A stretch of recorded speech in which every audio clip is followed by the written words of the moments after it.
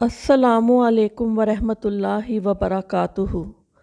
एक गांव में डाकू दाखिल हुए और वहां की तमाम औरतों की इस्मत दरी कर दी, मगर एक खातून ऐसी थी, जब इसके घर में डाकू दाखिल हुआ तो इसने डाकू को कत्ल कर दिया और सर काट दिया। वारदात के बाद जब तमाम डाकू इस गांव से चले गए तो तमाम औरतें अपने फटे हुए कपड़ों समेत घरों से निकल आईं और रोते हुए एक दूसरे को रोदात बयान करने लगीं। इतने में वो बहादुर खातून अपने घर से बाहर निकली।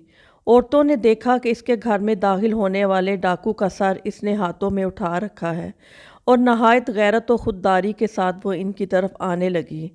इस खातून ने बुलंद आवाज़ से कहा कि क्या तुमने सोच लिया था कि वो मुझे मारे बगैर मेरी इज्जत तार तार कर सकता था?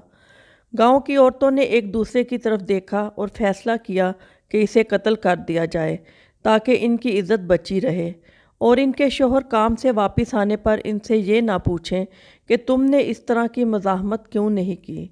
फिर उन्होंने इस बहादुर खातून पर हमला करके इसे कत्ल कर दिया। उन्होंने ज़िल्लत को ज़िंदा रखने के लिए इज़्ज़त का कत्ल कर दिया। यही हाल आजकल हमारे माशरे का है। वो हर इज़्ज़तदार खुददार शख्स को मारते हैं, गरीब और सफ़ेद पोश को हकीर जानते हैं। उम्मीद है इस कहानी से इबरत हासिल करके हम हमेशा नेक लोगों का साथ देंगे। वीडियो पसंद आए तो आपसे रिक्वेस्ट है, वीडियो को लाइक कीजिएगा, शेयर कीजिएगा और अच्छी अच्छी वीडियोस देखने के लिए चैनल को सब्सक्राइब भी कीजिएगा। बहुत शुक्रिया। अल्लाह हाफिज़।